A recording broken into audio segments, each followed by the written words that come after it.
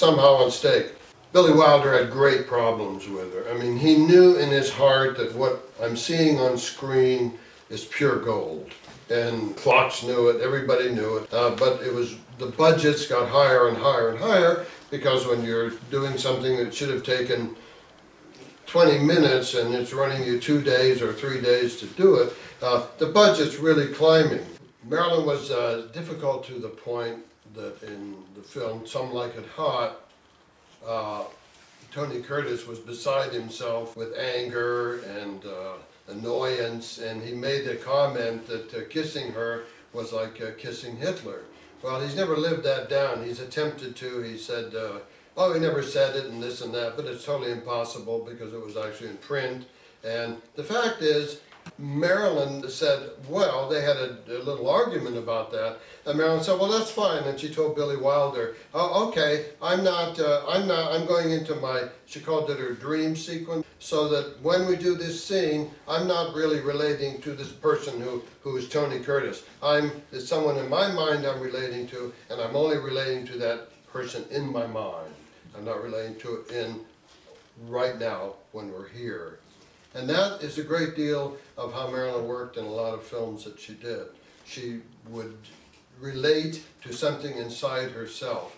There were actors who told me later, you know, I'm talking to Marilyn in this scene, and she's addressing me, but she's not even looking at me, and her eyes are going off like looking over there or something, when she's supposed to be saying something directly to me. I had discussed things with people for years about her. I was always interested in her, and I felt a kind of kinship with her in some way, and I knew she felt the same, and she felt that with me. Two actors, and we just sensed a kind of something similar in the personalities. Our childhoods were very much alike in the sense that we were both in so many ways abandoned by the mother, and the father was not present. I mean, my father was never really present in my childhood, and I was fostered out to my grandmother, and Marilyn was always kind of fostered out to various situations. She lived that way, and then she was put in an orphanage when she wasn't actually an orphan. But she had a strange quality. She could sense that in someone else, a complete stranger, such as at a party, there could be someone standing in the corner over there, and or anywhere else in the party, and she could finally go to that person and she'd say, you were an orphanage, weren't you? You were an orphan. And they say, who told you that? She said, oh, I just know, I know. She was so much into herself as a human being that it just, she would see something like that, or someone that in some way to her in her mind reflected such an experience that person had endured. She would be caught into it somehow, you know, without getting too metaphysical. I just simply want to say she could get caught into that. And there was something in my life that was the same thing that we experienced. The main thing I would finally learn had to do with the fact that Marilyn lacked any ability to love and the ability to accept love. And the reason that I feel so keenly about this is that that is the basis of what we shared, in the sense that I experienced the same thing. I never was able to really accept another person's love of me, and I would not have the capability of loving. I was very impressed with her when she turned down another stupid picture they were going to do with Frank Sinatra was supposed to be in it, the girl with red tights or something like that. And she didn't want to do it, and they said, no, you don't understand. You're going to do it. You have to do it. You're under contract. No, she said, fuck the contract and fuck you. And she quit and went to New York. She knew Shelley Winters, and Shelley had been a member of Actors Studio. So when she got back to New York, she went to the Actors Studio. And this is where the whole thing really begins, with the Strasbergs, the fortunes they have made on Marilyn. Marilyn went to Strasberg with her heart in hand, and she wanted his help. She was like, I'm on a last resort. Strasberg, on the other hand, was very, very much pleased that somebody of the stature of Marilyn Monroe had come to the Actors Studio. and he saw it as just an enormous feather in his cap. And he took her on, and she went to the classes, and she moved into an apartment in New York. She became very friendly with Susan Strasberg. Marilyn was befriended by Susan, and they become very close. Marilyn, during this whole time, was on pills, on Nembutal, and a couple of other pills, and every psychiatrist that she saw was very quick to prescribe more pills. And she was taking many Nembutals, enough that probably would have killed me or anyone else who is now a pill addict, but that's what she was addicted. She became addicted, and coupled with the booze, the champagne she liked, she became very unstable. She wanted to do a play. She was not able to do a play because Strasberg convinced her that she wouldn't be able to remember lines. She was just not ready to proceed. He wanted to keep her in the studio, really, as like the golden parrot. That's really what I think his whole basic thing was. Marilyn's addiction to painkillers, to Nembutal finally, earlier was probably just painkillers, which reaches back to maybe her 15th, 16th year, I don't know exactly, when she was having her period. They became so painful, excruciatingly painful, that she'd be rolling on the floor and she would have to go see a doctor. Well, that very early they began to give her painkillers to end these terrible periods. At 20th Century Fox, her contract specified that during her periods, she would not be working as badly the pains actually were. And it continued over all those years. It just got worse and worse. She was diagnosed with endometriosis, which is a breaking away of the uterus, and it would attach itself to other parts of the body and would have to be surgically removed as a rule, usually, if you caught it soon enough. The terrible part about it is that it can get into the breast, it can get into the brain, actually. It's probably rare, but it can, and she feared that. She feared that as she feared being crazy. She had a serious concern about her mental stability. Her mother was diagnosed as schizophrenic.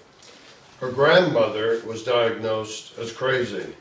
Her grandfather had hanged himself after long periods of probably schizophrenia. Daryl Zanuck, the head of the studio, was very well aware of that fact and continually used it against her. He did not like her, and the real reasons behind that are rather cloudy.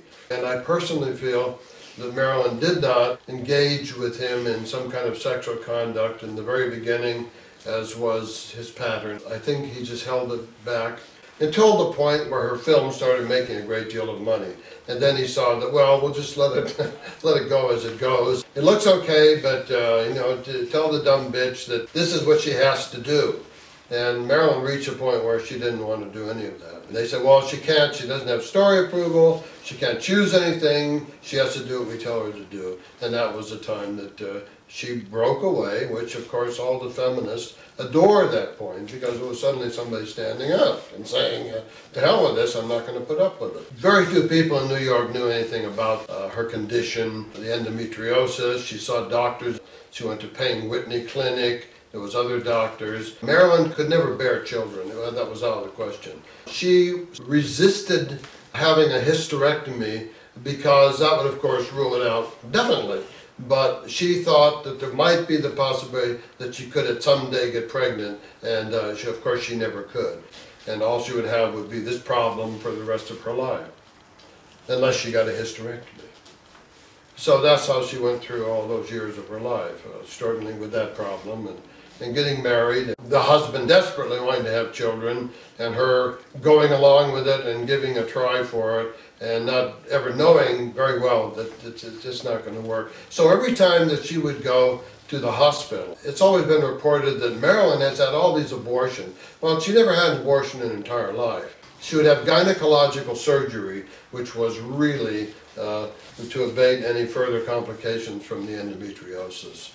Very few people have ever really wanted to hear about all of her problems. They just wanted to have the gorgeous blonde wiggling across the screen. And Marilyn was gifted, truly gifted, in the sense that she had the almost absolutely perfect hour figure, a gorgeous head, gorgeous face, her bone structure was incredible, and she was just this unique, extraordinarily beautiful human being.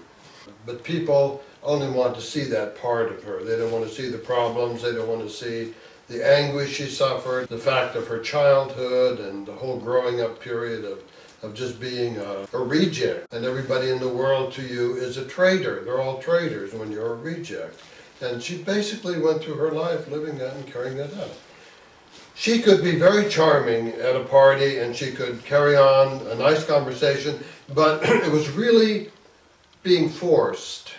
She would force these things, and it was very sad situation for a human being to be in. Marilyn was a very bright girl.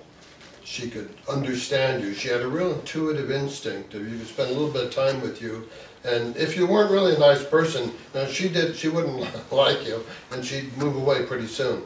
If you were a nice person, she really would like you. But basically what Marilyn wanted more than anything else in the world was someone that she could trust. Someone that wasn't going to take advantage of her or use her in some way, and that she could really place her trust in. Well, unfortunately, there wasn't anyone ever in her entire life that she could put her trust in, and everyone took advantage of her. She married Arthur Miller, and that became another extended search of hers for the person that she would finally trust and who would take care of her. And it just did not occur. It never occurred in her life with anyone. Arthur Miller, of course, was going through his whole House Un-American Activities period, and J. Edgar Hoover and the FBI were very aware of him and were always trying to gain information about him. And as consequently, being married to Marilyn, they began to follow Marilyn around as well, believing that she sympathized with all the things that Miller sympathized with. Marilyn, I think, gave lip service to these things. I don't know in her heart or in her basic intelligence if she really cared that much one way or the other, real. A friend of mine, Diana Herbert, who was in New York at the time, used to be at Fox when Marilyn was under contract there, and Diana had gotten married to a TV writer and was pregnant now, and they ran into each other, her and Marilyn, on 57th Street one day, and they had a little coffee. Marilyn was very taken with the fact that Diana was pregnant, and she, put her hand on her and could feel the child. And she did tell Diana that the FBI were following her. And she would say, "I'm sitting here now and I'm looking at you, but do you see a guy looking through the window on this side over here?" And Diana said, "Well, no, not actually, not actually." And Diana said, "Geez, I thought she was kind of going off the deep end." But she really wasn't, because the FBI were following Marilyn all around.